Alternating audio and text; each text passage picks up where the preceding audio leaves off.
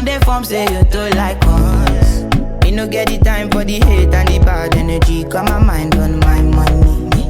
Make you dance like broccoli. Assalamualaikum warahmatullahi wabarakatuh. Salam sejahtera untuk kita semua. Yang kami hormati Ibu Erwina Kartika Devi selaku dosen pengampu pada mata kuliah Ekonomi Sektor Publik.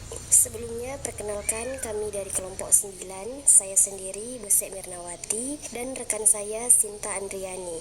Kami mahasiswa dari program studi Ekonomi Syariah Fakultas Ekonomi dan Bisnis Islam akan mempresentasikan hasil dari PowerPoint yang telah kami buat guna untuk memenuhi tugas akhir semester pada mata kuliah Ekonomi Sektor Publik.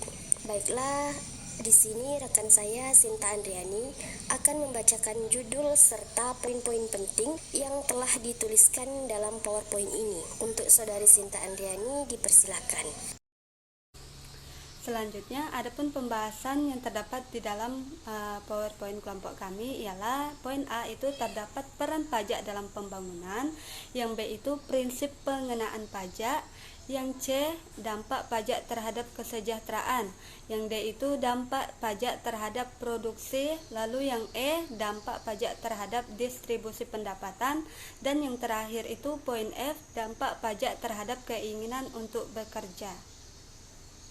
Sini saya akan menjelaskan poin A, yaitu peranan pajak dalam pembangunan. Pajak sendiri digunakan untuk membiayai anggaran yang berkaitan dengan pembangunan dan kepentingan negara. Sebagai sumber pendapatan negara, pajak berfungsi untuk membiayai pengeluaran negara. Pajak juga digunakan untuk menjalankan tugas-tugas rutin negara dalam melaksanakan suatu pembangunan. Dari sini dapat dijelaskan bahwa pajak ini mempunyai peranan yang sangat penting dalam kehidupan bernegara, khususnya di dalam pelaksanaan pembangunan, karena pajak merupakan sumber pendapatan negara kita. Untuk itu, untuk membiayai semua pengeluaran termasuk pengeluaran pembangunan. Dan dapat disimpulkan bahwa pajak merupakan iuran untuk seluruh warga Indonesia yang dibayarkan dan masuk ke kas negara. Dari iuran tersebutlah bisa dimanfaatkan untuk pembangunan fasilitas-fasilitas yang tentunya akan sangat membantu masyarakat dan juga bisa menjadikan pembangunan negara lebih berkembang ke depannya. Selanjutnya pada poin kedua, poin B, yaitu prinsip pengenaan pajak. Pengenaan pajak ini merupakan sebuah kegiatan untuk menetapkan wajib pajak serta besaran pajak terutang untuk pajak pembangunan. Sektor pembangunan berdasarkan peraturan perundang-undangan pajak bumi dan bangunan. Dari hal tersebut ada 4 prinsip pajak yang diterapkan di Indonesia. Yang pertama adalah prinsip keadilan. Prinsip keadilan ini diartikan sebagai prinsip pajak yang memperlakukan semua wajib pajak dengan perlakuan yang sama. Dan yang kedua ada prinsip kepastian hukum.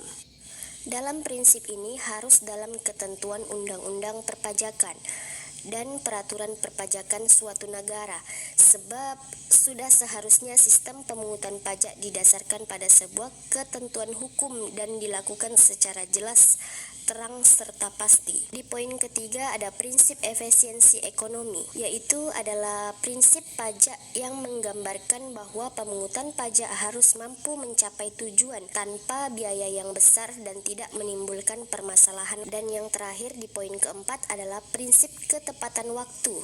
Prinsip ini merupakan sistem perpajakan suatu negara yang digambarkan sebagai sebuah ketepatan dalam hal pemotongan, pemungutan, dan juga pembayaran pajak oleh wajib pajak.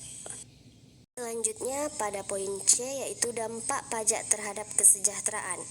Pajak yang telah disetorkan akan digunakan negara untuk kesejahteraan masyarakat, yaitu dengan memberi subsidi barang-barang yang dibutuhkan masyarakat dan membayar utang-utang negara.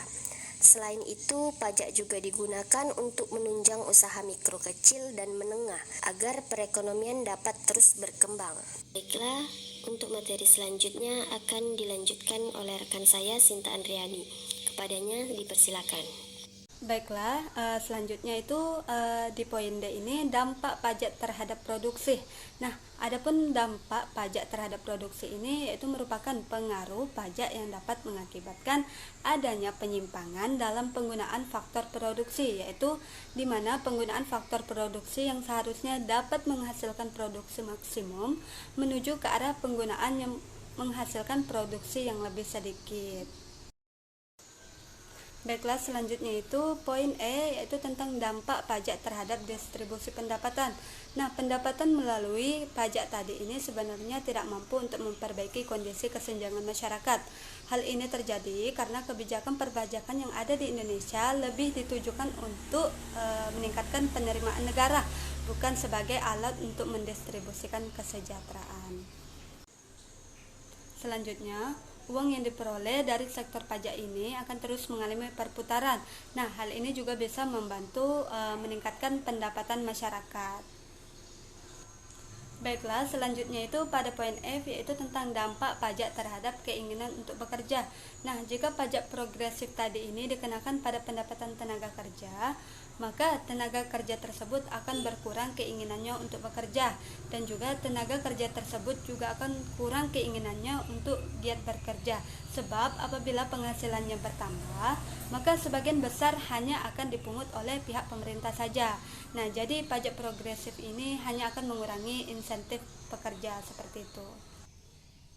Nah, sedangkan pajak regresif merupakan persentase pajak yang harus dibayar menjadi semakin kecil ataupun menurun, karena pajak regresif ini hanya akan menambah insentif kerja. Misalnya, semakin tingginya penghasilan yang diperoleh oleh tenaga kerja tadi, maka pajak yang harus dibayarnya pun semakin rendah. Baiklah, mungkin hanya itu yang dapat saya dan teman saya Besek Mirnawati sampaikan dalam penyampaian materi PowerPoint kami. Lebih dan kurangnya kami mohon maaf. Wassalamualaikum warahmatullahi wabarakatuh. Book on the form, say you don't like us. Me no get the time for the hate and the bad energy. Got my mind on my money. Make you dance like